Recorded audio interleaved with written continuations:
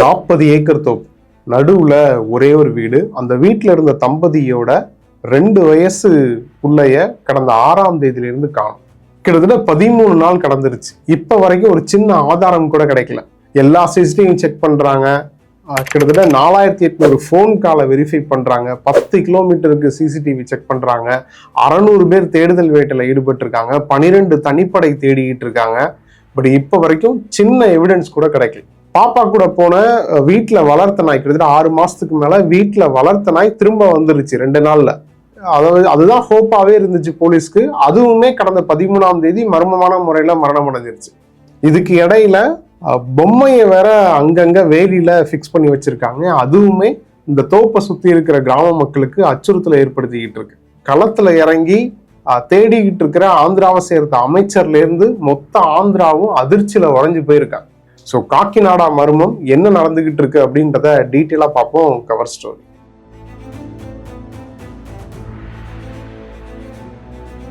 ஆந்திரா காக்கிநாடா மாவட்டத்துல CH அக்ரஹாரம் அப்படின்னு ஒரு பகுதி இருக்கு. இங்க 40 ஏக்கர்ல தோப்பு ஒண்ணு இருக்கு. இந்த தோப்புல முந்திரி தோட்டம், பாமாயில் தோட்டம், தென்னந்தோப்பு, மாந்தோப்புன்னு நிறைஞ்சிருக்கு. இதை பராமரிக்கிற வேலை செய்பவர் தான் கணேஷ். கணேஷ் தன்னோட மனைவி பவானி கூட இங்க தங்கி வேலை செஞ்சுக்கிட்டு இருக்காரு. இவங்க 2 பேருக்கும் 2 பசங்க. ஒரு பொண்ணு தான் ஞானேஸ்வரி, இப்ப காணாம போயிருக்காங்கல்ல, அவங்களுக்கு 2 வயசு. இன்னொன்னு 6 மாத கை குழந்தை. இவங்க 4 பேரும் தான் அங்க தங்கி வேலை செஞ்சுக்கிட்டு இருக்காங்க. இப்போ நீங்க பாக்குறீங்க இல்லையா, அந்த 40 ஏக்கர் தோப்புல நடுவுல இருக்கக்கூடிய இந்த 2 மாடி கட்டிடத்துல தான் இவங்க தங்கியிருக்காங்க. இவங்க கூட இப்போ ரீசன்ட் டைமா கணேஷோட பெற்றோர்களும் தங்கியிருக்காங்க. ஸோ இந்த சூழ்நிலையில தான் கடந்த 6ஆம் தேதி, ஜூன் 6ஆம் தேதி சனிக்கிழமை காலையில கணேஷ் தோப்புல வேலை செய்ய கிளம்பியிருக்காரு. கணேஷ் பின்னாடியே ஞானேஸ்வரியும் போயிருக்கான். ஒரு குறிப்பிட்ட தூரத்துல, அதாவது கணேஷோட மகள் ஒரு குறிப்பிட்ட தூரத்துல இருக்கிற மாமரத்தை தாண்டி ஞானேஸ்வரி வந்ததால கணேஷ் ஞானேஸ்வரிய தூக்கிட்டு மறுபடியும் வீட்டுக்குள்ள வந்து விடுறார். சில நிமிடங்கள் தன்னோட மகள் கூட விளையாடிட்டு இருந்த கணேஷ் அவங்களோட மனைவி பவானிட்ட என்ன சொல்றாங்கன்னா, நான் மறுபடியும் தோட்டத்துக்கு வேலைக்கு போறேன், ஸோ பிள்ளைய நீ பார்த்துக்கோ அப்படின்னு சொல்லிட்டு அவர் கிளம்பிடுறார். ஸோ கிளம்பும் போது தன்னோட மகளை அந்த வீட்டு சுவர் பக்கத்துல இந்த இடம் இருக்கு இல்லையா, நீங்க பாத்தீங்கன்னா உங்களுக்கு தெரியும், அந்த இடத்துல விட்டுட்டு தான் போயிருக்காரு. ஸோ அந்த டைம்ல மனைவி பவானி வந்து தங்களோட 2வது மகள் இருக்கா இல்லையா, கை குழந்தை, அவங்கள குளிக்க வச்சுக்கிட்டு இருக்காங்க. ஸோ அப்பா போறதை பார்த்து ஞானேஸ்வரியும், கணேஷ் அவர் போறதை பார்த்து மகள் ஞானேஸ்வரி பயங்கரமா அழுதுருக்கா. உடனே பவானி தான் ஒரு கையில 6 மாத கை குழந்தையையும் இன்னொரு கையில ஞானேஸ்வரியும் பிடிச்சிக்கிட்டு இருந்திருக்காங்க. ஆனா அப்பா வேலைக்கு போயிட்டாரு. ஸோ அப்போ கணேஷ் வந்து வேலைக்கு போயிட்டாரு. இளைய மகள் வந்து பசியில அதிகமா அழ ஆரம்பிச்சிருக்கான். உடனே பவானி என்ன பண்ணியிருக்காங்க, ஞானேஸ்வரிய வெளியில விட்டுட்டு வீட்டுக்குள்ள கூப்பிட்டு போய் பால் கொடுக்க கூப்பிட்டு போயிருக்காங்க. ஞானேஸ்வரி என்ன நினைச்சிருக்காங்க, இவன் இங்கதானே விளையாடிக்கிட்டு இருப்பா, இவ்வளவு நாள் அப்படிதானே.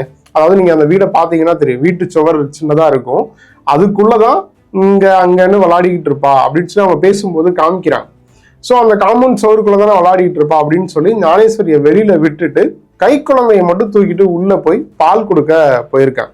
சில நிமிடங்களுக்கு அப்புறம் இவங்க வீட்டு பக்கத்துல இருக்கக்கூடிய ஒரு நபர் வந்து இந்த மாதிரி ஞானேஸ்வரியையும் உங்க வீட்டு நாயையும் முந்திரி தோப்பு பக்கத்துல அந்த எண்டுல பார்த்தேன், பட் நான் ஞானேஸ்வரியை தூக்க போனேன், ஆனா உங்க வீட்டு நாய் வந்து என்னை பக்கத்திலே போக விடல, கடிக்க வந்துச்சு, அதனாலதான் நான் உங்கள்ட்ட சொல்லிட்டு போலான்னு வந்தேன் அப்படின்னு சொல்லிட்டு அவர் கிளம்பிடுறார்.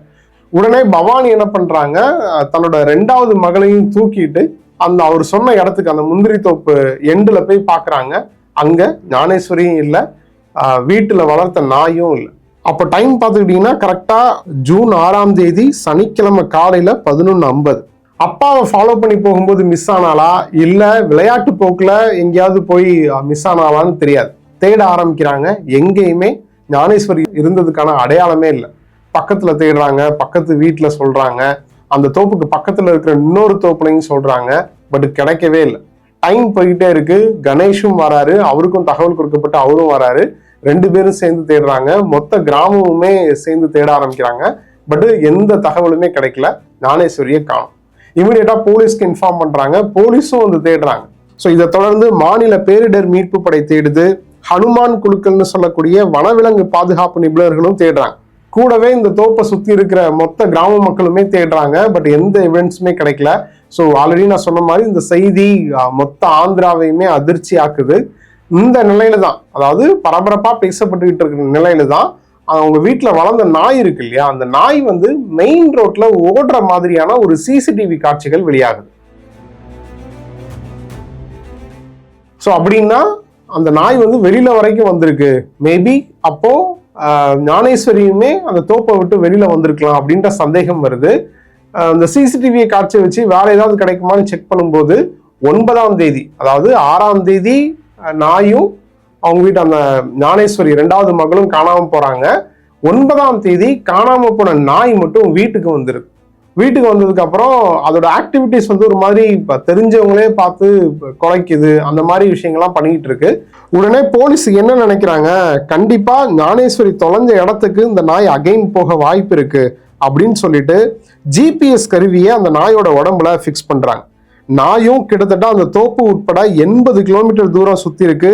அதுக்கப்புறம் மறுபடியும் அந்த நாய் வீட்டுக்கே வந்தது. ஆனா அது சுத்தின எந்த இடத்துலையும் ஞானேஸ்வரி கண்டுபிடிக்கிறதுக்கான எந்த தடையுமே கிடைக்கல. ஸோ அகைன் வீட்டுக்கு வந்துடுது. வீட்டுக்கு வந்ததுக்கு அப்புறம் அந்த நாயோட ஆக்டிவிட்டிஸ் பார்த்தீங்கன்னா சரியா இல்லை, நார்மலா இல்லை, எதுவுமே சாப்பிட மாட்டிருக்கு. உடனே ட்ரீட்மெண்ட்டும் கொடுக்குறாங்க. பட் ட்ரீட்மெண்ட்டுமே அந்த நாய்க்கு சப்போர்ட் பண்ணலை. ஸோ உடனே ஏதாவது இன்ஃபெக்ஷன் ஆயிருக்கலாம் அப்படின்னு சொல்லிட்டு ஒரு கூண்டுக்குள்ள அடைச்சி வைக்கிறாங்க. அந்த கூண்டுக்குள்ள அடைச்சி வச்ச நாய் மர்மமான முறையில அடுத்த நாள் மரணம் அடைஞ்சிருது. காவல்துறைக்கு என்ன பண்றதுன்னே தெரியல, பயங்கர ஷாக். கிட்டத்தட்ட 7 நாளை கடந்துருச்சு. காணாம போனது 6ஆம் தேதி, நாய் மரணம் அடைகிறது 13ஆம் தேதி. ஸோ ஒரே ஹோப்பா இருந்தது அந்த நாய் மட்டும்தான், அதுவுமே மரணம் அடைஞ்சிருச்சு. அப்படின்னும் போது என்ன பண்ணனே தெரியல. இதுக்கிடையில சுத்தி இருக்கிற கிராமத்துல பேய் பிசாசு அப்படின்னு சொல்லி வதந்திகளும் பரவ ஆரம்பிக்குது. சரி, நாயை பாம்பு ஏதாவது கடிச்சிருக்குமா அப்படின்ற சந்தேகத்துல நாயோட உடலை உடற்குறாய்வுக்கு அனுப்புறாங்க. அதோட முடிவு, அதாவது முதற்கட்ட முடிவுல அப்படி எதுவும் இல்லை, அதுவும் அந்த பாம்புலாம் கடிச்சு அந்த நாய் இறக்கல அப்படின்னு தகவல் கிடைச்சதா மினிஸ்டரே பேட்டி கொடுக்குறாங்க. அடுத்த கட்டம் என்ன பண்ணலாம் அப்படின்னு யோசிக்கும் போதுதான் போலீஸ் என்ன நினைக்கிறாங்க அப்படின்னா, இது வனவிலங்கு பகுதியா இருக்கு. ஸோ அதுவும் இல்லாம காணாம போனதுன்றது முந்திரி தோப்புல காணாம போனாலும் பக்கத்துல பாமாயில் தோப்பு இருக்கு. ஸோ மேபி விலங்குகள் ஏதாவது வந்திருக்குமா அப்படின்ற சந்தேகத்தின் அடிப்படையில போலீஸ் என்ன பண்றாங்க அப்படின்னா, ஒரு பொம்மை மாதிரி ஒன்று ரெடி பண்றாங்க. ஒரு டாயை ஒன்று ரெடி பண்ணி, அந்த டாயை அவங்க லாஸ்டா பார்த்தாங்கன்னு சொன்னாரு இல்லையா, ஞானேஸ்வரியும் நாயையும் லாஸ்டா பார்த்தாருன்னு சொன்னாங்க இல்லையா, அந்த இடத்துலையும் அந்த சுத்தி இருக்கக்கூடிய சில இடங்கள்லையும் அந்த பொம்மையை ஃபிக்ஸ் பண்றாங்க.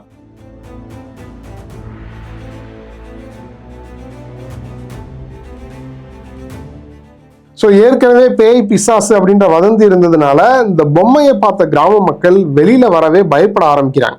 உடனே அமைச்சரும் போலீஸும் இந்த பொம்மையை பார்த்து பயப்பட தேவையில்ல, இந்த பொம்மைக்குள்ள நாங்க இறைச்சி தான் வச்சிருக்கோம்.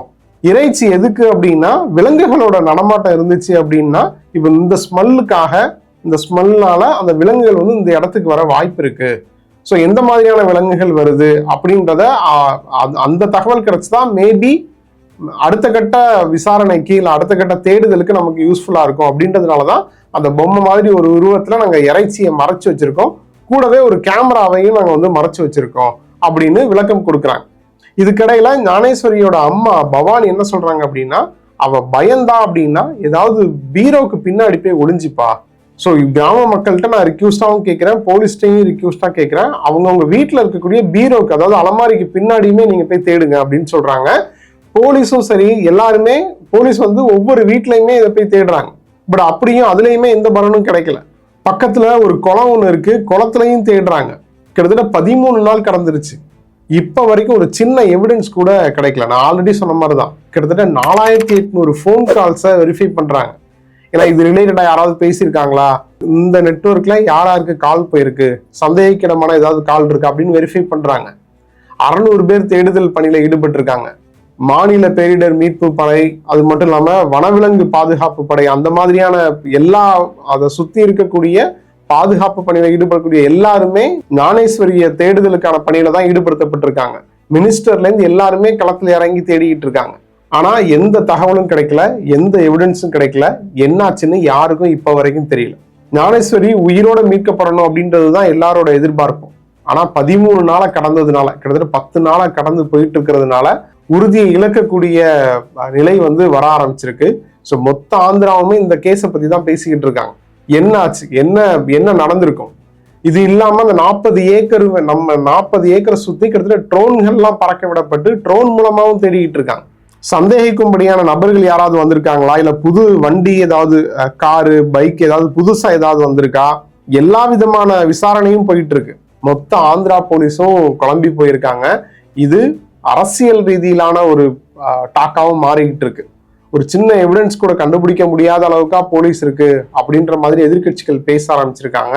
ஏன்னா 13 நாள் அப்படின்றது சாதாரண விஷயம் கிடையாது. வேற யார் மேலேயாவது சந்தேகம் இருக்கா அப்படின்னு கேட்டா பவானி எனக்கு யார் மேலேயும் சந்தேகம் இல்லை அப்படின்னு சொல்றாங்க.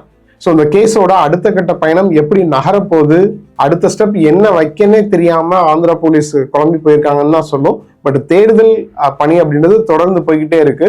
ஸோ என்ன நடக்குது அப்படின்றத பொறுத்திருந்து தான் பார்க்கணும். ஸோ இந்த கேஸோட அப்டேட் ஏதாவது வந்துச்சுன்னா நான் டிஸ்கிரிப்ஷன்ல கட்டாயம் மென்ஷன் பண்றேன். இது குறித்த உங்களோட கருத்து என்ன அப்படின்றத கமெண்ட்ல சொல்லுங்க.